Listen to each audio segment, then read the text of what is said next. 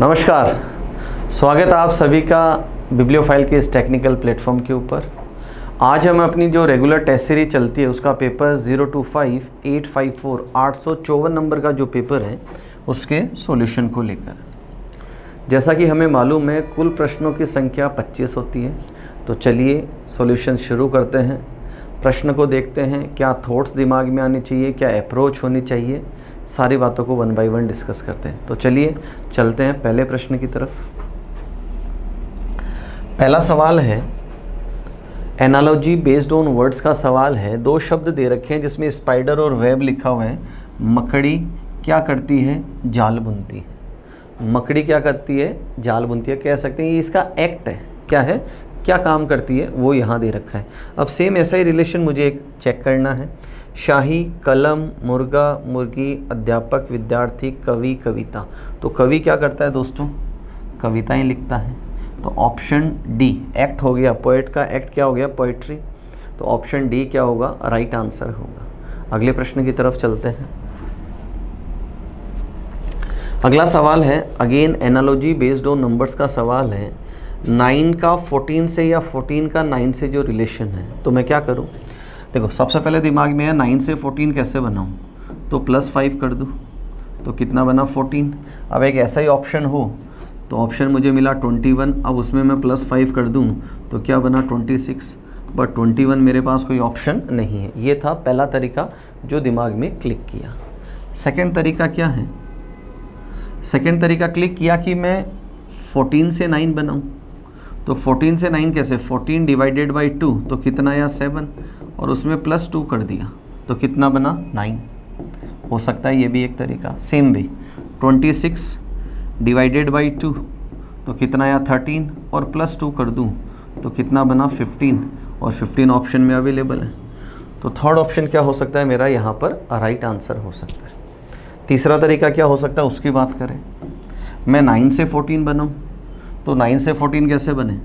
9 × 2 18 और -4 कर दूं तो कितना बना यहाँ पर? 14।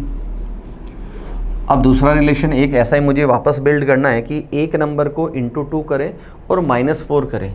तो -4 करने पे क्या बना? 26। इसका मतलब बिफोर दैट ये क्या था? 30। तो 15 × 2 कितना हुआ? 30 और -4 करूँ तो कितना आया? 26। यहाँ पर भी हमारा आंसर क्या आ रहा है? 25। तो दोनों तरीके ही सही है, दोनों से आंसर क्या आ रहा है मेरा? सेम आ रहा है। अगले सवाल की तरफ चलते हैं। नेक्स्ट सवाल ऑड वन आउट का सवाल है, बेस्ड ऑन नंबर्स का सवाल है। देखो जब भी ऐसे सवाल आते हैं, ग्रुप के अंदर सवाल आते हैं, तो सबसे पहला तरीका क्या होता है? या तो हम डिविजिबिलिटी चेक करते हैं या दोनों को आपस में गुणा करके उनका प्रोडक्ट चेक करते हैं।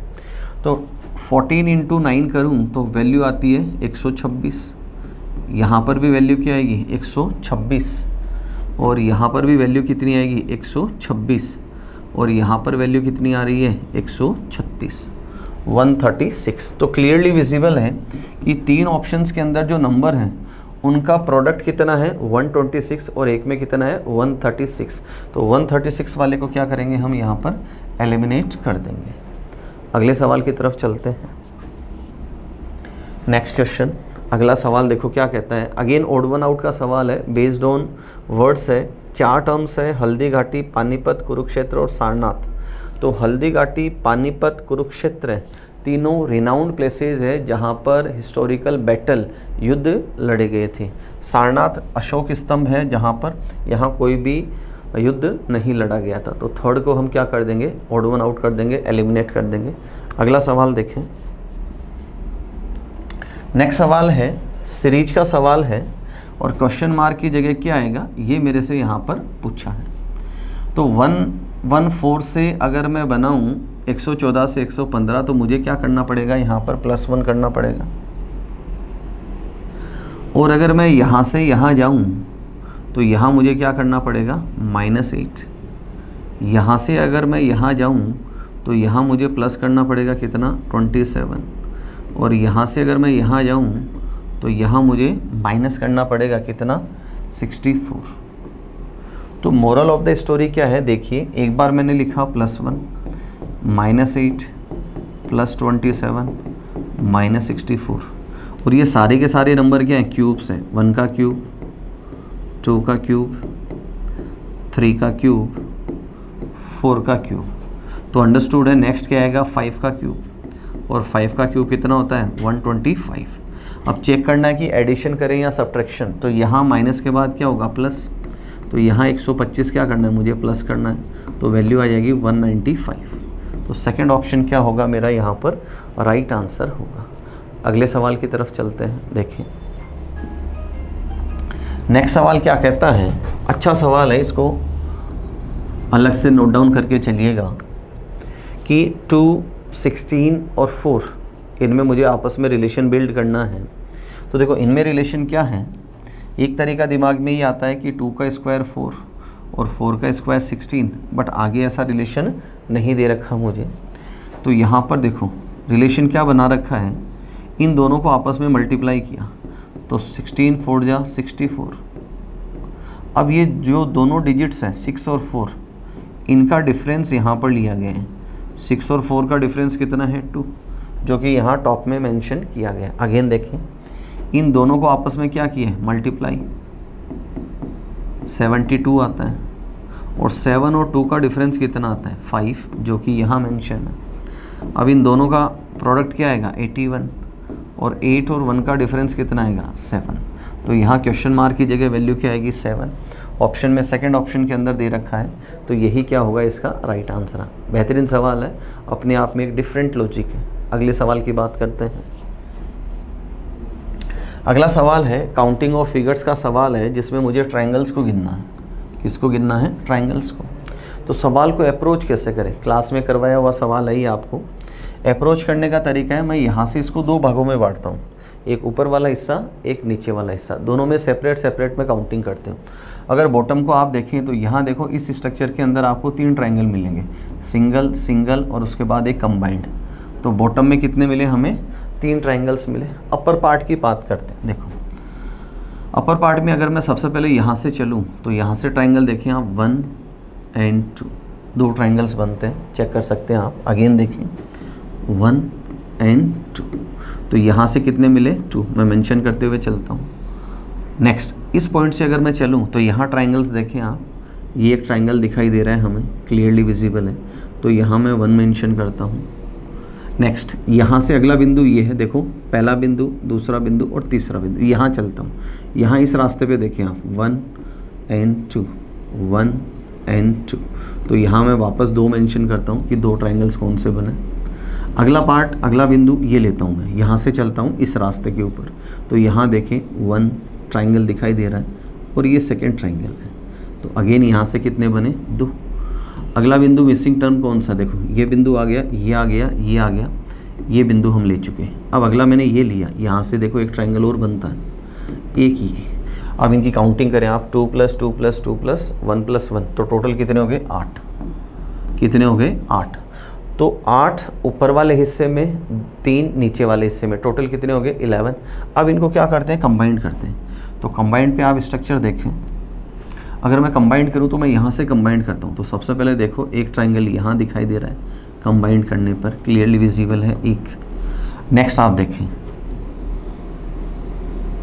यहाँ से कंबाइंड करें तो इस तरफ देखो एक ट्रायंगल ये बना और एक ये पूरा वाला ट्रायंगल बना यहाँ।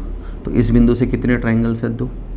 एक इस बिंदु से आप यहाँ देखें, एक ट्रायंगल ये यहाँ पर दिखाई दे रहा है। तो जो कंबाइंड किए हैं उसको मैंने रेड कलर से डिनोट किया है। तो आप इनकी संख्या देखिए, 1, 2 और 1, ये कितने हो गए, 4। तो टोटल कितने हो गए ट्रायंगल्स यहाँ पर, 15। तो ऑप्शन डी क्या होगा मेरा राइट आंसर होगा। अगले सवाल की बात करते हैं, देखें अगला प्रश्न है, फिलर बेस्ड सवाल है और सीरीज का इस वैरायटी का जब भी हम सवाल करते हैं तो सबसे पहला तरीका होता है लेटर्स की काउंटिंग करना, उसके बाद ग्रुप्स बनाना। तो काउंटिंग करें तो देखो 2, 4, 6, 8, 10, 12, 14, 16, टोटल अक्षर कितने हैं, 16। और 16 में पेयरिंग कितने की होती है, 4-4 की। तो पहला पेयर, अगेन एंड अगेन। अब ए ग्रुप में 4 अक्षर हैं और हम इनको कंपेयर करते हैं, चाहे तो फर्स्ट लेटर को कर सकते हैं, सेकंड, थर्ड, फोर्थ, जो हमारा मन हो वहाँ से शुरुआत कर सकते हैं। आप पहला अक्षर देखें, क्यू क्यू क्यू, तो यहाँ पर भी क्या आ जाएगा, क्यू आ जाएगा। देखते ही लग रहा है चारों के चारों ग्रुप क्या हैं, सेम है। नेक्स्ट आप देखें अंतिम अक्षर आर आर आर, तो यहाँ पर भी क्या आ जाएगा, आर। क्लियरली विजिबल है, सारे के सारे ग्रुप अगेन क्या सिमिलर है। नेक्स्ट देखो सेकंड पोजीशन पे एस एस, तो यहाँ पर भी एस आना है और आगे एस दे रखा है।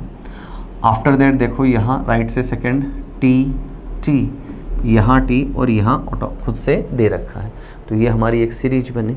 लेटर्स जो फिलर्स हैं आर टी, पहला ऑप्शन गलत, यहाँ गलत, आर टी एस क्यू बिल्कुल। सेकंड ऑप्शन क्या है मेरा यहाँ पर राइट आंसर है। अगले प्रश्न की बात करते हैं। अगला सवाल वेन डायग्राम का सवाल है। मेरे पास 3 वेरिएबल्स है। पहला वेरिएबल है, अगर मैं तीनों यहीं लिख लूँ, यहाँ देखिए माता और महिला ओल आर की सारी माताएं क्या हैं, महिला हैं। बहन और महिला अगेन रिलेशन क्या है, ओल आर, जितनी भी बहनें हैं वो भी क्या है, फीमेल है। अब रिलेशन किस में बनाए, माता और बहन, तो इसमें रिलेशन आएगा सम आर। रिलेशन क्या आएगा, सम आर, कि कुछ माताएं बहनें हैं या कुछ बहनें माताएं हैं। मेरी माँ है वो किसी की बहन हो सकती है, तो यहाँ रिलेशन क्या हुआ, कुछ माताएं बहन है, या कोई बहन है वो किसी की माँ भी हो सकती है। मेरी सिस्टर है जो मेरे भांजा और भांजी की क्या हो जाएगी, मदर हो जाएगी। तो कुछ माताएं बहनें हो सकती हैं और कुछ बहनें माताएं हो सकती हैं। तो देखो यहाँ डोमिनेंट क्या है, ये परफेक्ट डायग्राम है। यहाँ पर ये किसको इंडिकेट करता है, माता, और ये सर्कल किसको, बहन की। कुछ माताएं बहन हैं और दोनों ही क्या हैं, महिला हैं, दोनों ही क्या हैं, फीमेल हैं। तो फोर्थ ऑप्शन क्या होगा मेरा यहाँ पर राइट आंसर होगा। अगले सवाल की बात करते हैं। नेक्स्ट सवाल है बोडमास का सवाल है, और सवाल क्या कहता है कि जितने भी लेटर्स हैं उनको मुझे साइन से रिप्लेस करते हुए चलना है। तो यहाँ जो 40 मिसिंग है वो मैं यहाँ मेंशन करता हूँ। बी डिवीज़न को रिप्रेजेंट करता है, की मल्टीप्लिकेशन को करता है, टी सब्ट्रैक्शन को, और एम एडिशन को रिप्रेजेंट करता है। तो बोडमास में पहली प्रायोरिटी हम किसको देते हैं, डिवीज़न को। तो यहाँ इसको डिवाइड करूँ तो वैल्यू क्या आई, 5 माइनस 6 प्लस 4 3 12 है। पॉजिटिव वैल्यूज़ का सम किया, 17 माइनस 6, तो वैल्यू कितनी आई, 11। सेकेंड ऑप्शन क्या होगा यहाँ पर राइट आंसर होगा। अगले प्रश्न की बात करते हैं। देखें नेक्स्ट सवाल है कोडिंग डिकोडिंग का सवाल है और नंबर बेस्ड सवाल है। तो देखो यहाँ वर्ड दे रखा हार्वेस्ट और उसका कोड लिखा हुआ है। तो सबसे पहला तरीका हमारा क्या होता है, इनकी पोजीशन लिखते हैं। एच 8 नंबर पे आता है, कितने पे, 8। अब स्टार्टिंग में क्या दे रखा है, 22, कोई रिलेशन नहीं है। अंत में क्या दे रखा है, 10। इसका मतलब फर्स्ट टू लास्ट कंपैरिजन मैं कर सकता हूँ, फर्स्ट टू लास्ट, और +2 करना है मुझे। क्या करना है, +2। नेक्स्ट लेटर देखो ए, कितने पे आता है, 1, और यहाँ क्या दे रखा है, 3, मतलब +2। नेक्स्ट है आर, कितने पे आता है, 18, और यहाँ क्या दे रखा है, 20, मतलब +2 कर रखा है। तो सॉल्यूशन निकल गया हमारा क्या, कि फर्स्ट टू लास्ट कंपैरिजन है और हर लेटर की अक्षर की पोजीशन में मुझे +2 करते हुए यहाँ पर चलना है। तो पहला लेटर मेरा क्या है, एफ, जो 6 पे आता है, +2 करूँ तो 8, ये ऑप्शन गलत है। यहाँ 8 एंड यहाँ 8।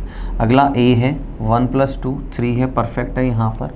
नेक्स्ट है आर, आर कितने पे आता है, 18, 18 + 2 करूँ तो कितना होगा, 20। यहाँ 21 दे रखा है तो ये ऑप्शन गलत है। यहाँ 19 है, ये ऑप्शन भी गलत है। यहाँ 20 परफेक्ट दे रखा है। तो फर्स्ट ऑप्शन क्या होगा मेरा यहाँ पर राइट आंसर होगा।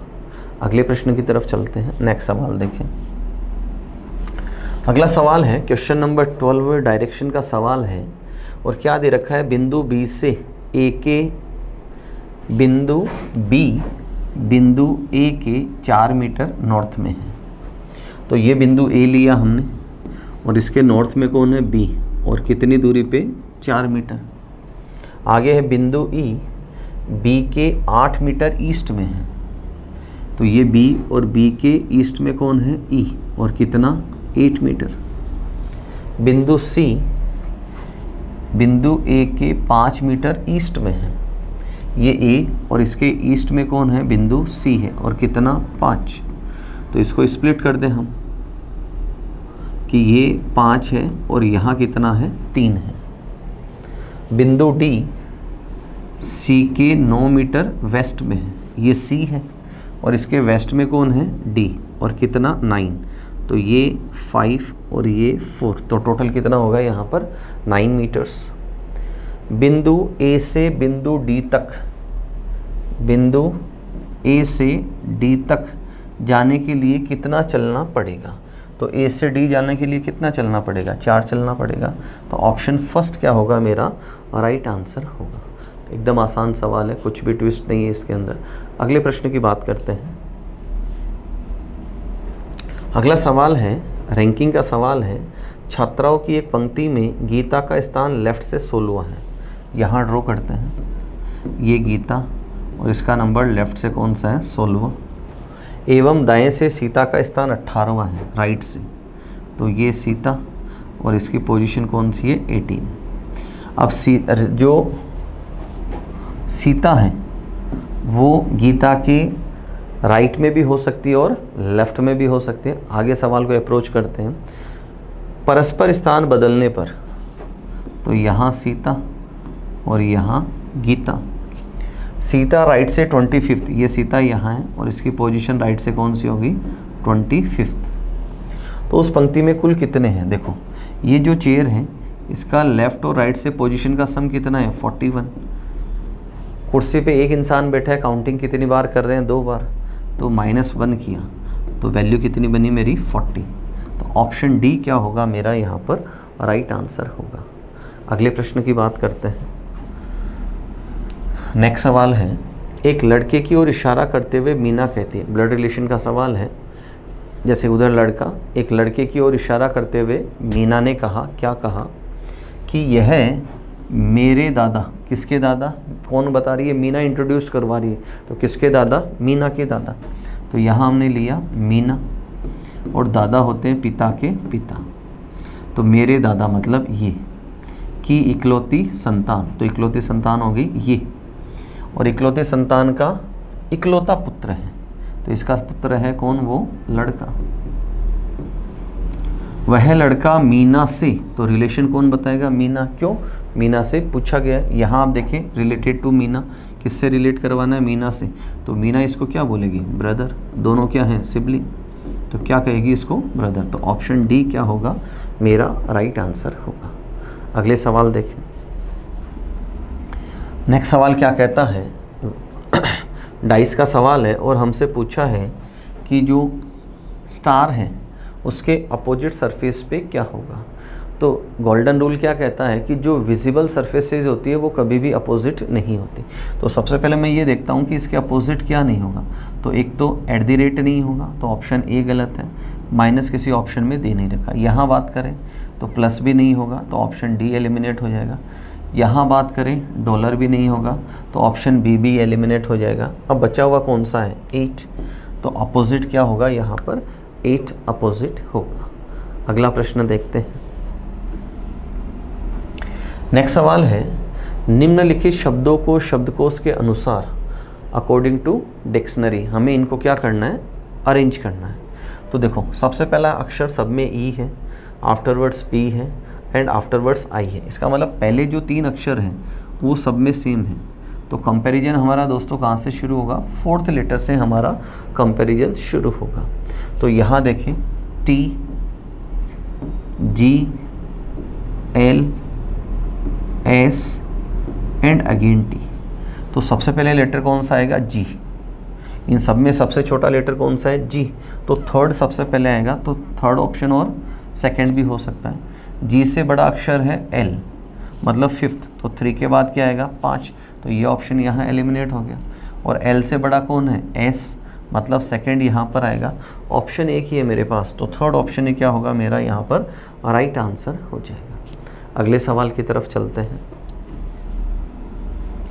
नेक्स्ट सवाल है, अगेन कोडिंग डिकोडिंग का सवाल है। प्रताप का कोड लिखा है तो नवीन का कोड क्या होगा, ये हमसे पूछा है। तो सबसे पहला लेटर P, पोजीशन कितनी है, 16, R 18, A 1, T 20, A 1 and P 16।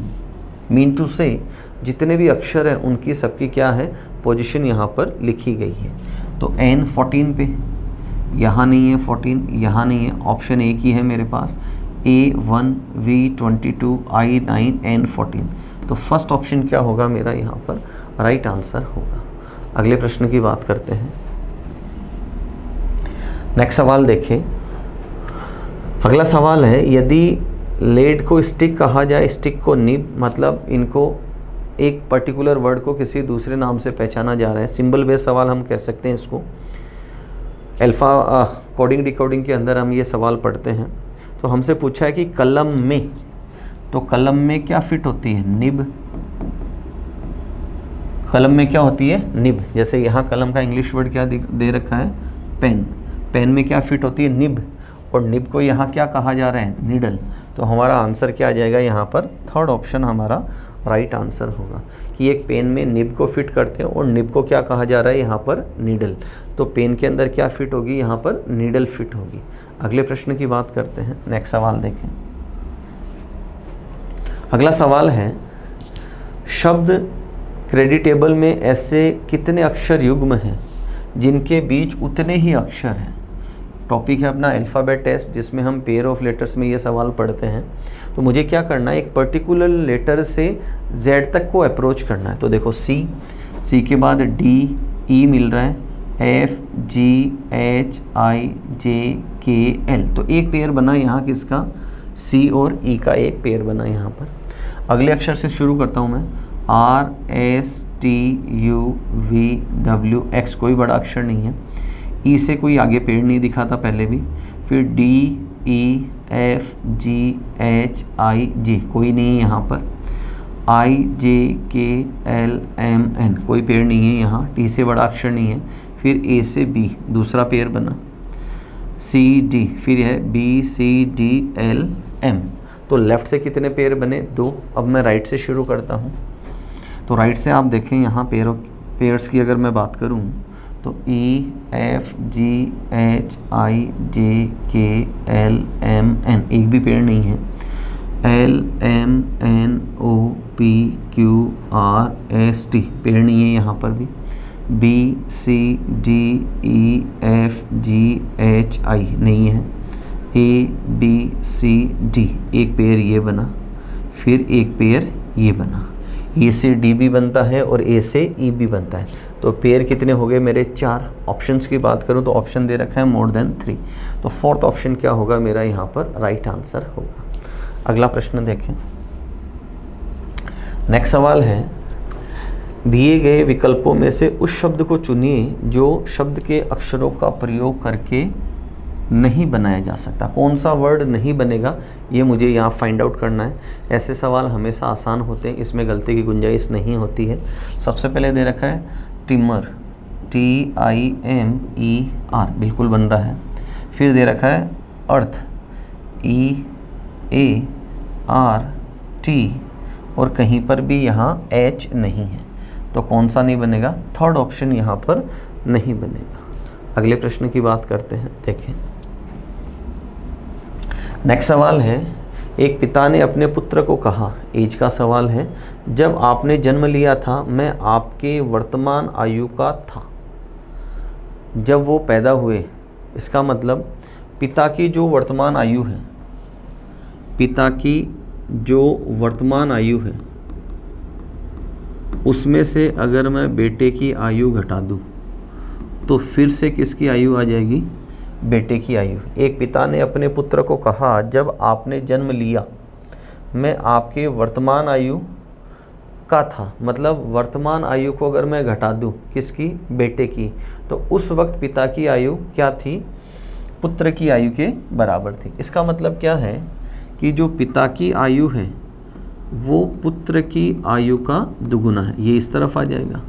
तो सन प्लस सन मतलब पिता की जो आयु है वो पुत्र की वर्तमान आयु का क्या है? डबल है।